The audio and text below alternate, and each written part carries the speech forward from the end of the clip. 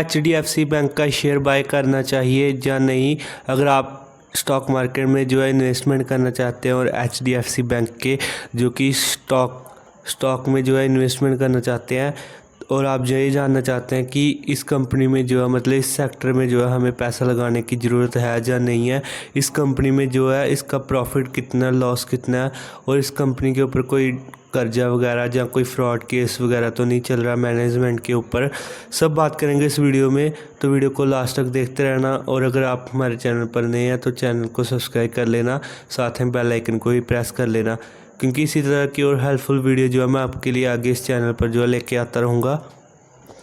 तो फ़िलहाल मैं एक स्क्रीनर का यूज़ कर रहा हूँ, तो आप कोई भी स्क्रीनर जो है यूज़ कर सकते हो। तो मैं जो है टिकर टेप यूज़ कर रहा हूँ।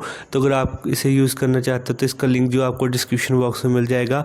आप वहाँ से जाके जो है आसानी से टिकर टेप सर्च करके और यहाँ पे HDFC बैंक सर्च करोगे तो ये स्टॉक आ जाएगा।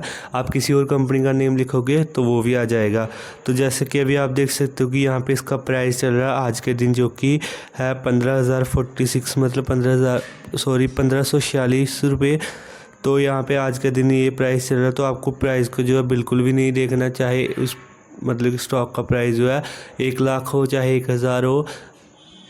तो मैं ऐसा क्यों बोल रहा हूँ, तो दोस्तों ऐसा इसलिए बोल रहा हूँ कि किसी स्टॉक का आपको प्राइस दिखेगा 10,000 मान लो, लेकिन उसकी जो वैल्यूएशन जब आप निकालोगे पी रेशियो होता है, PV रेशियो होता है, जो कि हम बात करेंगे आने वाली वीडियोस में।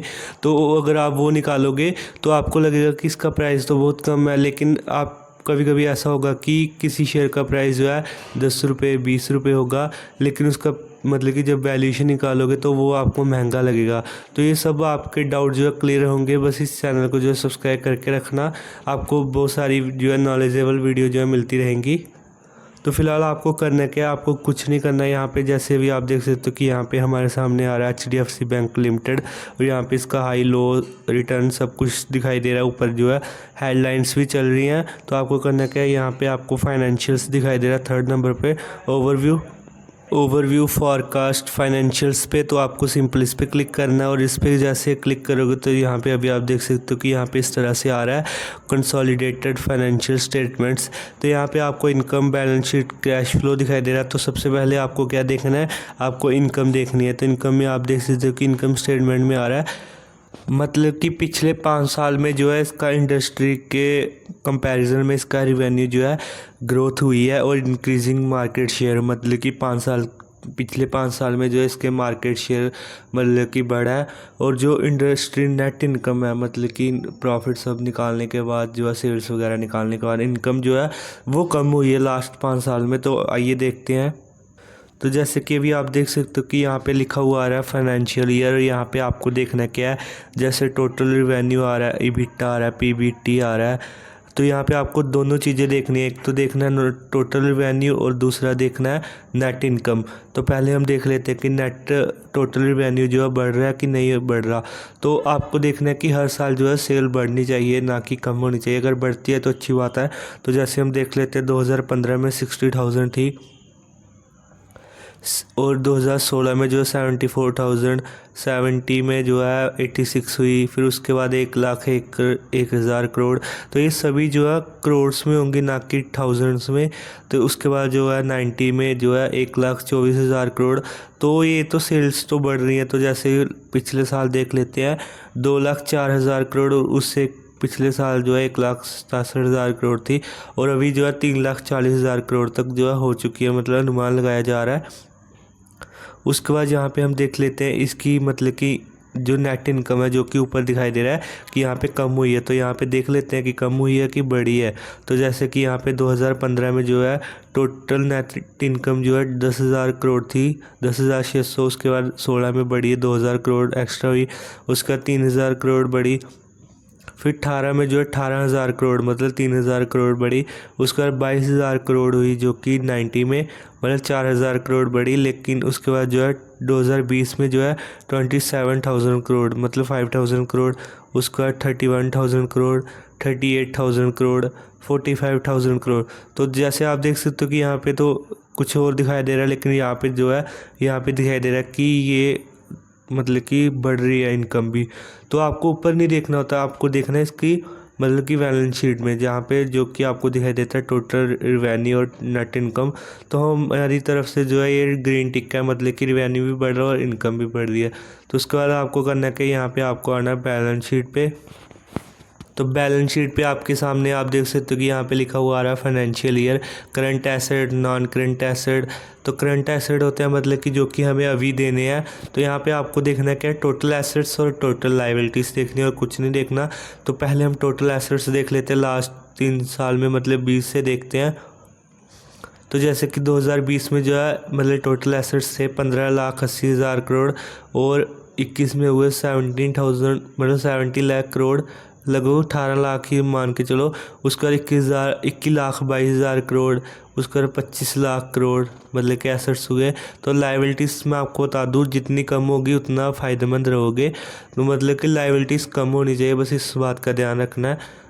कंपैरिजन मतलब कि एसेट्स ज़्यादा होनी चाहिए और लायबिलिटीज़ कम होनी चाहिए। जैसे कि यहाँ पे 2020 में देख लेते हैं कि लायबिलिटीज़ कितनी थी। तो जैसे कि यहाँ पे एसेट्स थे 15 लाख करोड़ और लायबिलिटीज़ थी 14 लाख करोड़, मतलब कि 1 लाख का ही फ़र्क है, तो चलता है इतना। और मतलब कि 21 में थी 18 लाख करोड़ और लायबिलिटीज़ जहाँ थी 15,90,000 करोड़। तो यहाँ पे मतलब कि लायबिलिटीज़ कम ही है। जैसे कि 2023 में जो है एसेट्स थे 25,30,000 करोड़ और लायबिलिटीज़ थी 22,40,000 करोड़, मतलब 3 लाख करोड़ जो है एसेट्स ज़्यादा थे। तो ये भी हमारी तरफ से जो है ग्रीन टिक है। तो उसके बाद आपको करना है कि यहाँ पे आपको देखना है कैश फ्लो। तो कैश फ्लो का मतलब क्या होता है? कैश फ्लो का मतलब क्या होता है कि कंपनी के पास सब कुछ दे के प्रॉफिट वगैरह सब कुछ निकाल के लास्ट में बचा क्या, कैश कितना बचा कंपनी के पास हर साल। तो जैसे कि यहाँ पे हम 2014 से देखते हैं 3,357 करोड़ थे, मतलब कि पॉजिटिव में था, इतना इनके पास मतलब कैश था। उसका मतलब कि 15 में आप देख सकते हो कि -22,000 करोड़ गया, उसके बाद 35,000 माइनस, फिर प्रॉफिट में आए जे 16,000 करोड़ कैश हुआ, फिर 16,366 मतलब करोड़ ही बढ़े, मतलब बड़े थे। उसके बाद यहाँ पे 19 में आप देख सकते हो कि सीधा जो 64,000 करोड़ का मतलब कैश फ्लो नेगेटिव में गया। उसके बाद यहाँ पे 2020 में भी जो है 18,000 करोड़ माइनस में। उसके बाद फिर से थोड़ा बड़ा मतलब 40,000 करोड़ हुए। 22 में फिर आप देख सकते हो कि यहाँ पे -14,000 करोड़ है, लेकिन यहाँ पे 2023 में जो है 17,000 करोड़ था। तो यहाँ पे जो है हम 50-50 मान के चलते हैं, क्योंकि यहाँ पे पॉजिटिव भी है और नेगेटिव भी है। तो यहाँ पे हमें नेगेटिव जो है ज़्यादा दिखाई दे रहा है, तो इसलिए हमें जो है इस बात का ध्यान रखना। तो अभी आप नीचे कमेंट बॉक्स में कमेंट करके बताओ कि आप क्या चाहते हो, मतलब इसमें इन्वेस्टमेंट करना चाहते हो या नहीं करना चाहते। तो ये तो हो गया मतलब कि कैश फ्लो। उसके बाद आपको पीयर कंपैरिजन करना है, मतलब कि इसी सेक्टर में जो कि और भी कंपनीज हैं और भी बैंक्स हैं, जैसे ICICI है, कोटक है, एक्सिस है। तो यहाँ पे वैल्यूएशन के मामले में पी रेशियो का क्या मतलब होता है, प्राइस टू अर्निंग रेशियो। तो इसके ऊपर हम एक डिटेल में अलग से वीडियो लाएंगे। अगर आप चाहते हो बस नीचे कमेंट बॉक्स में पी रेशियो टाइप कर देना, तो मैं इस पर अलग से वीडियो ले आऊँगा। उसके बाद है PV रेशियो के मामले में। तो मैं आपको बता दूं कि P रेशियो जितना कम होगा उतना आपके लिए फ़ायदेमंद है, और PV रेशियो भी जितना कम होगा उतने आपके लिए जो है फ़ायदेमंद है। तो यहाँ पे वैल्यूएशन के मामले में तो आप देख सकते हो कि यहाँ पे P रेशियो जो है सबसे कम किसका है, ICICI बैंक का, और PV रेशियो भी जो है ICICI बैंक का ही है। तो डिविडेंड यील्ड क्या होता है, तो इसका मतलब होता है कि कंपनी अगर हर साल प्रॉफिट करती है तो वो एक डिविडेंड देती है, मतलब कि एक शेयर के बदले में कोई कंपनी 3 रुपये देती है, कोई 30 रुपये, कोई 3 पैसे, कोई कुछ देती है। वो कंपनी के ऊपर होता है कि वो कितने पैसे देती है, लेकिन डिविडेंड जो है अच्छा होता है कुछ कंपनी में और कुछ कंपनी में नुकसान भी हो सकता है। तो यहाँ पे डिविडेंड किस कंपनी में सबसे ज़्यादा है, तो जैसे कि अभी आप देख सकते हो कि सबसे ज़्यादा फ़िलहाल तो HDFC बैंक की जो है डिविडेंड यील्ड दे रहा है, जो कि है 0.90%। उसके बाद टेक्निकली पे आते हैं। तो टेक्निकली में क्या बता रहा है कि वोलेटाइल कितने हैं, मतलब कि ये जैसे कंपनी का शेयर HDFC बैंक का शेयर हो गया, ICICI का, कोटक का, एक्सिस का, तो ज़्यादा वोलेटाइल कौन है, मतलब कौन सी कंपनी का। तो यहाँ पे अभी आप देख सकते हो कि यहाँ पे सबसे कम है ICICI बैंक का, मतलब कि ज़्यादा ऊपर नीचे जो है नहीं होता है। और जो सबसे ज़्यादा ऊपर नीचे होता है वो है एक्सिस बैंक का, जो कि है 19.87%। और HDFC बैंक की हम बात कर रहे हैं तो ये 80.71% है, तो ये भी सबसे मतलब ज़्यादा ही है। उसके बाद फॉरकास्ट पे जाएंगे हम। तो ये हम रहने देते हैं क्योंकि ये प्रो वर्ज़न वालों के लिए है, तो प्रो वर्ज़न लेने की जो है कोई भी ज़रूरत जो है नहीं होती है। उसके बाद आते हैं हम होल्डिंग पे। तो होल्डिंग का मतलब होता है कि प्रमोटर होल्डिंग, जो कि जैसे हम मेरी एक कंपनी है अगर मान लो, तो उसमें मैंने कितने पैसे लगाए हैं, मतलब कितने % हिस्सेदारी है, तो इसी को हम जो है प्रमोटर होल्डिंग बोलते हैं। तो लो प्लेज प्रमोटर होल्डिंग, तो इसका मतलब है कंपनी ने पैसे दे के, मतलब कि अपने शेयर गिरवी रख के जो है लोन लिया है, या पैसे लिए, जो भी आपको सही लगता है वो आप देख सकते हो।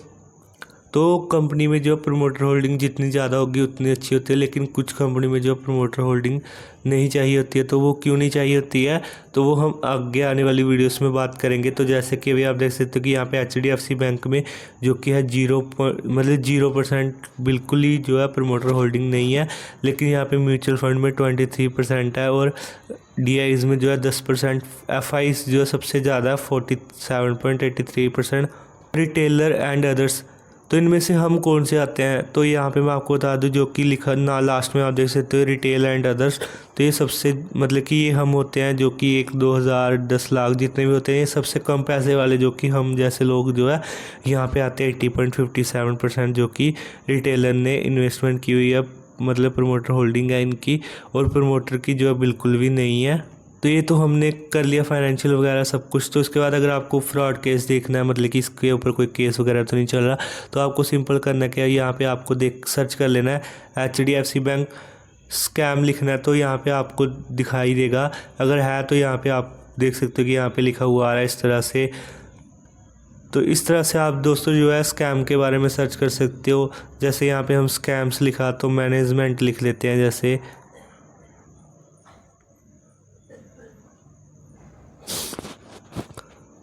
तो यहाँ पे जो है मैनेजमेंट के ऊपर कोई भी जो फ्रॉड वगैरह केस नहीं है। तो यहाँ पे जैसे अभी आप देख सकते हो 21 सितंबर 2023 को जो कोई एक cyber fraud HDFC manager among 4 held for 57 lakh का फ्रॉड कुछ भी, मतलब कि केस वगैरह चल रहा था।